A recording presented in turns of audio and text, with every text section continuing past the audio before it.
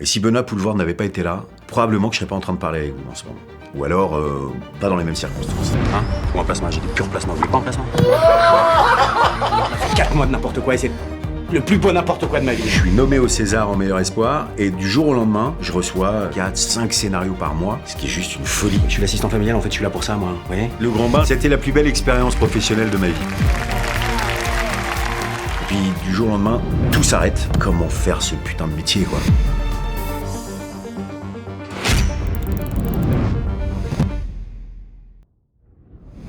C'est à moi que tu parles. C'est à moi que tu parles.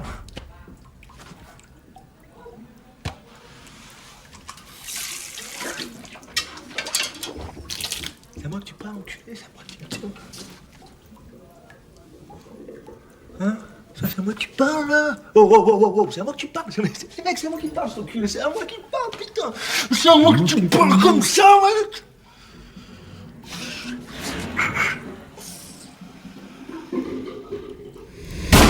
La haine de Mathieu Kassovitz. C'est le film qui m'a donné envie de réaliser. Je pense que je devais avoir 24 ans, ou 24 ou 25 ans. C'est la première fois que je me rendais compte de ce que pouvait être le métier de réalisateur et de la sophistication de la réalisation. Et notamment ce plan où je me suis en l'ayant vu, je me suis dit mais comment on peut la voir de dos sans avoir le reflet de la caméra dans la glace. Et ça a été un tel chamboulement quand j'ai vu ce film dans ma tête, ça a été une telle tempête que c'est le film qui m'a donné envie d'écrire un court-métrage. Bon, pour jouer dedans aussi par nécessité, parce que j'étais un jeune acteur qui sortait des cours Florent et qui était quand même bien au chômage. Et ça a été le début d'une partie de ma vie, parce que ce court-métrage a eu pas mal de succès, a été vu par des producteurs. Et 2 mois après la projection de mon court-métrage, j'étais à New York pour réaliser mon premier clip. Et je suis parti comme ça pendant 7 ans dans le monde du clip vidéo.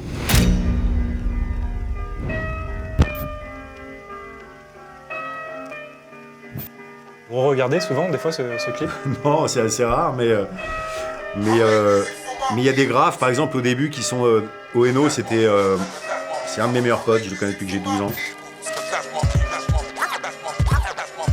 Je t'explique ce que je kiffe, c'est de fumer les spliffs et puis de construire des riffs qui soient compétitifs, pouvoir faire de la musique. J'ai jamais été un grand graffeur ni un grand tagueur, hein. J'ai une carrière assez vite contrariée. Mais j'étais dans le monde du hip-hop, de ses balbutiements, du début du rap français, etc. Et puis donc, comme je vous l'ai dit, j'ai fait des clips.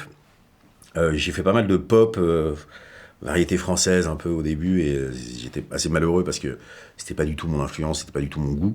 Quand on doit faire un clip sur une musique qui nous va pas, ça peut pas aller, quoi. C'est une question de rythme, c'est une question de goût. Et quand le hip-hop est arrivé à nous, je dis nous parce que je co-réalisais avec un pote d'enfance qui s'appelle Tristan Rouet, il y a MC Solar qui est venu nous chercher pour faire un clip le premier clip de rap qu'on ait fait. Là, j'ai commencé à toucher du doigt ce que je voulais vraiment faire. On a commencé à imaginer ce qu'était un découpage, parce qu'avant on faisait des clips un peu à l'arrache, sans grand professionnalisme, entre guillemets, même si je déteste ce mot, professionnel, mais quand même. Et l'apogée de notre carrière de clip, c'est vraiment quand NTM est venu nous chercher pour faire un clip. Là, c'était le Graal absolu, quoi. Moi qui étais absolument fan d'NTM depuis mes 15 ou 16 ans, c'était une forme de mini-consécration.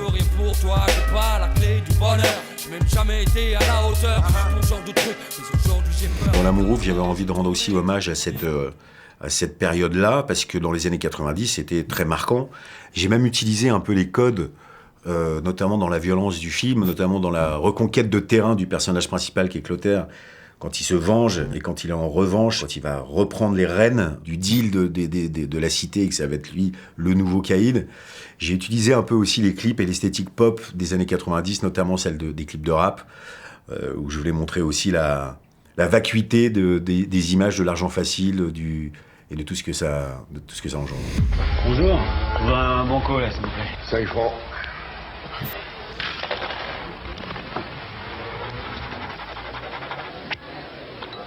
5 francs.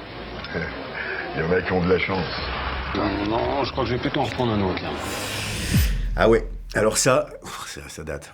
C'était en 99, donc c'est la première fois qu'on me paye pour être acteur.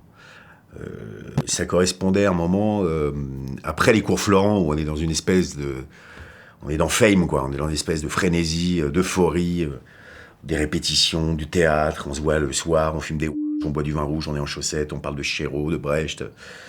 Et puis, du jour au lendemain, tout s'arrête et vous êtes perdu dans la nature, vous savez pas par où commencer, qui aller voir, comment faire ce putain de métier, quoi. On est vraiment seul au monde. Et ça correspond à une époque où, effectivement, j'allais faire des castings dans tous les sens, de pub essentiellement, parce que le long métrage et tout ça, c'était bien trop loin. Et là, on se retrouve avec 50, 60, 70 personnes de 60 ans, de 50 ans, de 30 ans, de 20 ans. On se dit, mais qu'est-ce que je fous là? Je suis loin, loin, loin du but. Mais je me souviens, pour l'anecdote, que le réalisateur voulait absolument que je sourie à la fin et j'avais tellement le trac que je n'arrivais pas à sourire. Donc la petite mimique qui passe pour une mimique de branleur, c'est en fait mon incapacité à pouvoir faire un sourire plus lumineux. Ça vous a suivi après cette image de branleur? Ah ouais, ça me suit encore. D'accord. Visiblement, vous n'êtes pas de la région. Sinon, vous sauriez qui je suis. Je suis Lenny Barr, le plus grand karatéka que la Terre ait jamais chié. Et dans d'autres circonstances, je vous aurais déjà dévissé la gueule pour cette vilaine menace. Mais pas ce soir. Non. Parce que ce soir, Lenny, il a compris quelque chose dans sa roulotte. Vous savez ce qu'il a compris?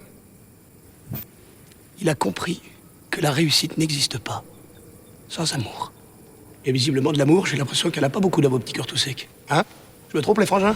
C'était un film dur à faire, très dur à faire. L'équipe technique n'était pas très sympathique, le chef opérateur encore moins. Il n'y avait pas beaucoup de patience avec les jeunes réalisateurs qu'on était. Quand je dis on, c'est encore une fois avec Tristan Rouet, avec qui j'avais fait ma carrière de clip. J'ai écrit le film pour Benoît Poelvoorde, mais à l'époque, il faisait déjà 2 comédies. Je crois qu'il faisait Podium et James Bataille. Et donc, il me dit, j'ai lu ton film, mais je vais pas faire 3 comédies dans la même année. Enfin, bref, c'est pas possible, c'est trop. Et donc, la mort dans l'âme, je me résous à penser à quelqu'un d'autre.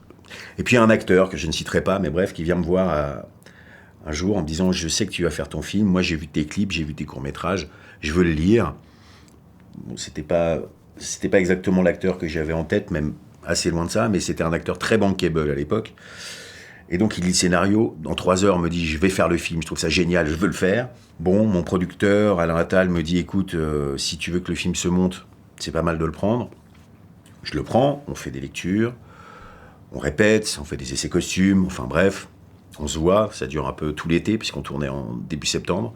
Et à 1 semaine du tournage, cet acteur me plante. Bref, je suis dans une mer de noir, je vais dans les bureaux de prépa, je vois tous mes repérages, et puis j'avais 30 ans, ça faisait, je sais pas, des années que je rêvais de faire un film, c'était enfin là. Et donc je rappelle Benoît Poelvoorde qui, par magie, lui qui ne répond jamais au téléphone, me répond. Je lui raconte l'histoire, succinctement, et il me répond, écoute, c'est tellement dégueulasse ce que le mec vient de te faire que... Envoie-moi le scénario, je vais le relire, et puis je te rappelle. Il me rappelle 2 jours après en me disant, écoute, j'ai lu 40 pages, j'ai tellement rigolé, je te donne 1 mois, je fais ton film. Donc il m'a sauvé la vie. Et si Benoît Poelvoorde n'avait pas été là, probablement que je serais pas en train de parler avec vous en ce moment. Ou alors, pas dans les mêmes circonstances. Retourne.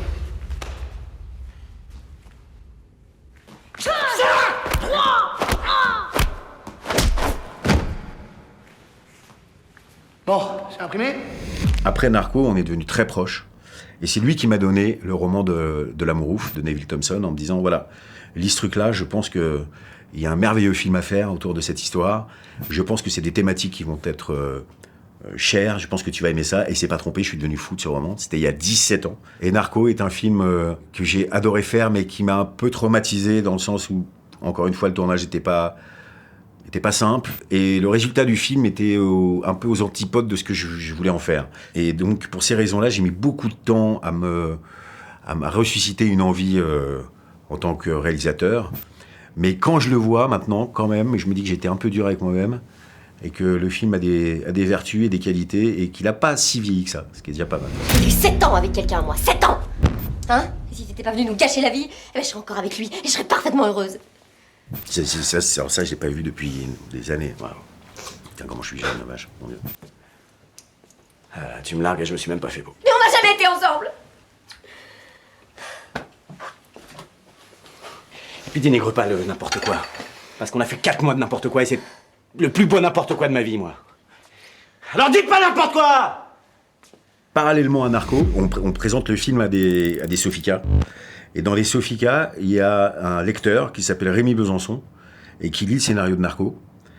Et moi, à l'époque, je suis vraiment pas du tout acteur, pour le coup. Je suis que réalisateur. Et Rémi Besançon, qui prépare son premier film qui s'appelle Ma vie en l'air, avec Marion Cotillard et Vincent Elbaz, désire me rencontrer parce qu'il a adoré le scénario de Narco et qu'il m'a vu dans des pubs, dans des courts-métrages, etc. Et il me fait passer des essais pour un rôle et il me donne le premier grand rôle de ma vie, quoi. Et ce film fonctionne, je suis nommé au César en meilleur espoir et du jour au lendemain, je reçois, je sais pas, bien 3, 4, 5 scénarios par mois, ce qui est juste une folie, et ça tombe. Et je fais mon métier d'acteur. Alors, je fais un peu tout et n'importe quoi, parce que je suis tellement heureux qu'on me sollicite, j'ai 31 ans, ça fait 11 ans que j'attends ça, mais tout d'un coup, je suis catalogué dans les films romantiques. Romantico, branleur. Ouais, j'ai commencé, là, je travaille. Tu travailles, là?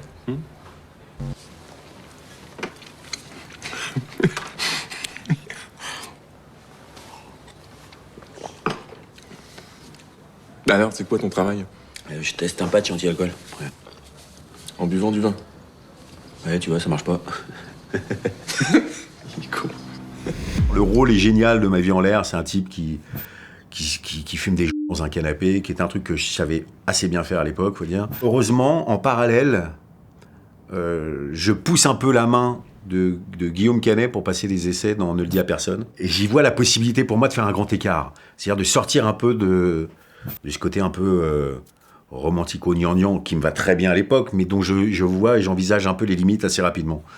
Et je force la main de Guillaume Canet en lui demandant de me faire passer des essais pour ce personnage.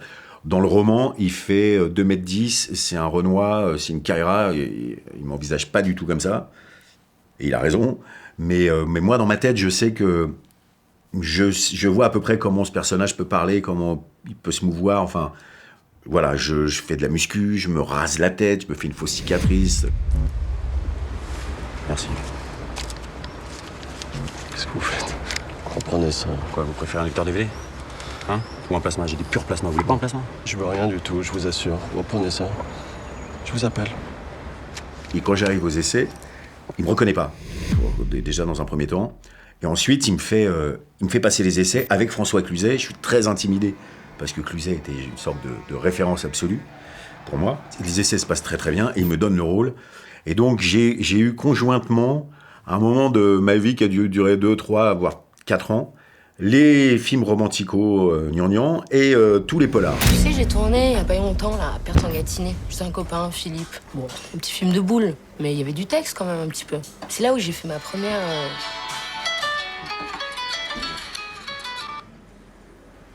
Allô, qu'est-ce qu'il y a? Quoi, qu'est-ce qu'il y a? Tu te fous de moi? C'est toi qui m'as demandé de t'appeler. Oh, c'est pas vrai. Qu'est-ce qui se passe? C'est arrivé quand?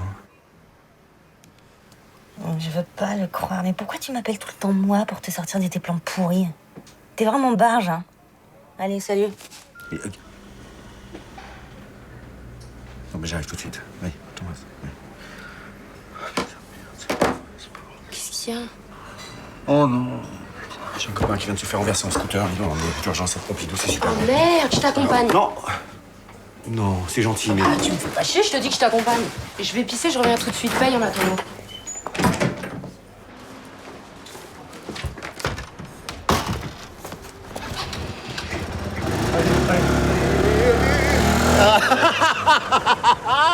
Aïe, aïe, aïe. Oh. J'ai tombé sur une psychopathe, t'aurais dû voir ça, je te jure. Oh, le lâche. Moi, je me souviens d'une période vraiment trop joyeuse. On avait 37, 38 ans. C'était une forme de jaillissement. On sortait un peu de terre tous. Moi, Marion, je la connaissais depuis peut-être une petite dizaine d'années parce que je l'avais rencontrée sur un court-métrage. On partait tous dans la même direction. Il y a Laurent Lafitte, avec qui j'étais au cours Florent, qui est mon ami depuis que j'ai 21 ans. Il y avait Benoît Magimel, enfin bref. C'est un souvenir extrêmement joyeux que le succès du film n'a pas démenti, évidemment. C'était une joie encore supplémentaire. C'était un moment assez particulier pour moi parce que au même moment où je tournais ce film si drôle, je perdais mon père et c'était très drôle de contradiction. Voilà. J'allais avoir ma fille, je perdais mon père, je faisais un film que je savais important. Et voilà, il y avait un truc très schizo, quoi, dans cette période, mais qui m'a probablement aidé à vaincre cette douloureuse tristesse. Des acteurs qui sont absolument incroyables à interpréter, ont une dimension qui sont bigger than life, voilà, donc c'est vraiment extraordinaire, toujours. Et puis...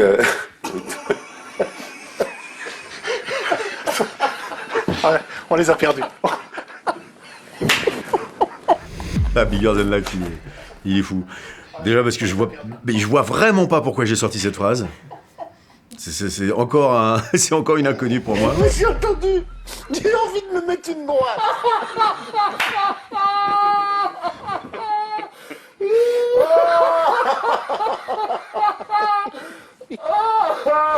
Il était genre 20h. On est en Belgique. On arrive et on n'est pas du tout au courant, mais de 9h à 20h, on enchaîne les interviews non-stop. Et donc, quand on enchaîne les interviews, on répète les mêmes trucs, on répète inlassablement, quoi.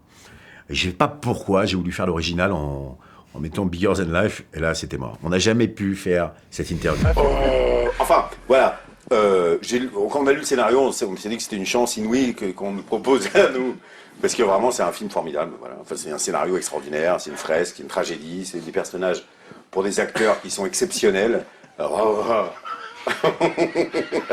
a que des virgules, il n'y a pas de points.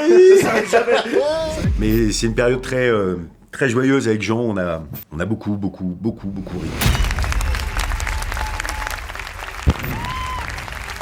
Ça, c'est fou. Putain. Je revois jamais ces images, je regarde jamais ça, je regarde jamais ces trucs. Qu'est-ce que ça vous fait de revoir ces images? Ça m'émeut beaucoup parce que ça m'émeut énormément.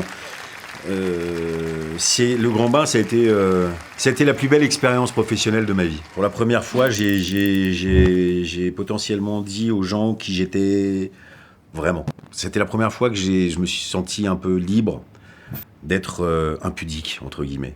C'est-à-dire de dire l'homme que j'étais, de parler de moi, de parler de ma vision de l'homme contemporain, enfin, d'être un peu plus raccord avec ce que je suis, ni plus ni moins.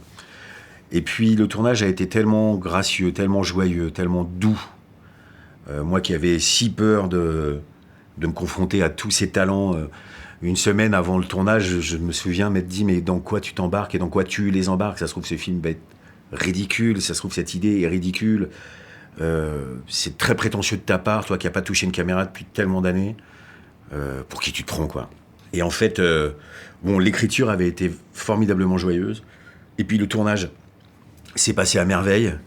J'étais entouré que de gens, mais d'une gentillesse et d'une bienveillance et d'une...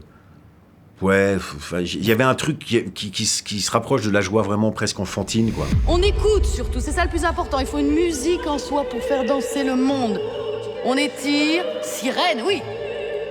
On va chercher la fille qui est en nous. Moi, il n'y a pas de fille en moi. Bien sûr que si, abruti, hein. T'en perdras pas tes trucs pour autant. Au contraire, t'en gagneras peut-être un peu. Et tous ces gens venaient d'univers très différents, pour ne pas dire opposés, donc il y avait quelque chose de très joyeux. Ils avaient du plaisir à être tous ensemble. Mathieu Amalric, Alban Ivanov, Philippe Catherine et Guillaume Canet, aucun rapport. Donc il y avait une espèce de curiosité, d'enthousiasme à se découvrir et à être ensemble qui a été jusqu'au bout, sans parler de Virginie et Leïla qui ont été mes muses et mes partenaires les plus précieuses.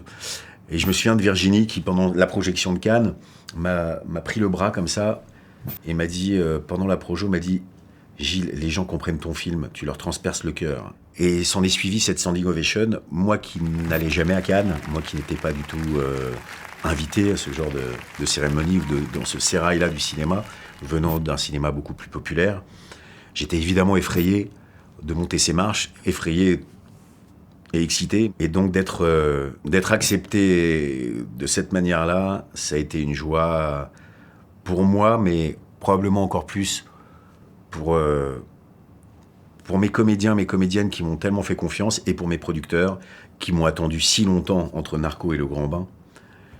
Ça a été une joie, pour ne pas dire une libération, et une naissance. Cette même année-là, il y a un autre film qui sort, un film où vous êtes à l'affiche, c'est Pupille. Ouais, je te ramène à la maison. Il y a toute la famille qui t'attend, tu peux pas savoir. Ils sont très pressés de te rencontrer. Jeanne Herry, c'est... indépendamment d'être une femme absolument exquise et d'une intelligence rare, elle m'a expliqué un jour que, en fait, elle écrivait Pupille pendant que moi, je préparais le grand bain. Donc, elle avait en écho ma voix toute la journée. Et elle m'a dit, et au début, t'entendre comme ça, c'était un peu pénible. Parce que, voilà, parce qu'en plus, je suis très volubile comme garçon. Et puis, au bout d'un moment, ça m'a bercé. Et après, au bout d'un moment, ça m'aidait à écrire. Et elle me dit, en fait, quand j'écrivais le personnage de Jean, j'écrivais pour toi, quoi. Mais vous êtes qui? Je suis l'assistant familial. Non, écoutez, c'est pas vous qui serez là cette nuit, alors vous le prenez pas dans vos bras, s'il vous plaît. Pardon? Je suis l'assistant familial, en fait, je suis là pour ça, moi. Vous voyez? Ses bras, pour l'instant, c'est moi. Il a mangé à quelle heure? Bon, au revoir. Bonne journée. Au revoir, pareillement. Et quand elle m'a offert ce rôle, c'est, je crois, la première fois que je pleure en lisant un scénario. Et je me suis dit, mais quelle chance j'ai que cette femme me donne ce rôle. Mais quel rôle. Et vraiment, je le pense encore. C'est chouette quand quelqu'un vous voit autrement, vous regarde différemment et avec des yeux qui n'ont pas de préjugés. Tu sais, pendant toutes ces années, j'ai beaucoup pensé à toi. À nous, à ce qu'on était. Parce que t'avais tout gagé. Tu bosses pour moi.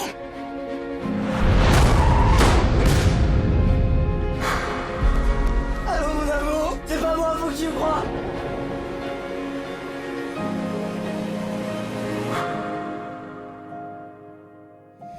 Quand j'ai commencé à écrire, je me suis dit que on me donnerait pas les moyens de faire ça, que j'en avais ni les épaules, ni le statut. Donc j'ai abandonné cette idée, je suis parti sur d'autres sujets. Et naturellement, après le grand bain, quand on m'a posé la question de ce que je voulais faire, ça a été l'amour ouf qui est revenu comme ça, en jaillissement. Contrario du grand bain, ça a été quelque chose de beaucoup plus lâché. Voilà. J'ai eu le sentiment que, à l'âge que j'avais, il était temps de de m'affranchir de plein de choses pour essayer d'être le plus libre possible. D'être le plus cohérent possible avec mon romantisme peut-être un peu désuet, ma violence peut-être un peu too much. J'avais envie de faire une fresque qui soit comme un ballet, comme une grande danse, dans laquelle on n'a pas peur de s'embrasser avec du soleil couchant, de se battre avec des éclaboussures de sang, de faire un film qui soit dédié à l'amour, dédié au cinéma, dédié à la jeunesse, à la fougue qu'on a quand on est amoureux à 15 ans. Et je voulais faire un film comme la manifestation des battements de cœur. Qu'on était les mêmes, toi et moi. Mais j'ai pas compris qui t'étais, en fait. Je veux t'avoir Jackie. Elle est mariée et elle est heureuse. On vient de balayer, pas totalement, mais on a essayé votre carrière. Quel regard vous portez sur ce que vous avez fait? Eh ben, j'aimerais bien être le même que j'étais quand j'avais 16 ans. C'est-à-dire essayer d'être le plus enthousiaste possible, le plus curieux possible. Et pour ça, ressusciter l'insouciance. Imaginer à nouveau des premières fois. Jamais être blasé. Et rester curieux. Merci beaucoup. Merci beaucoup.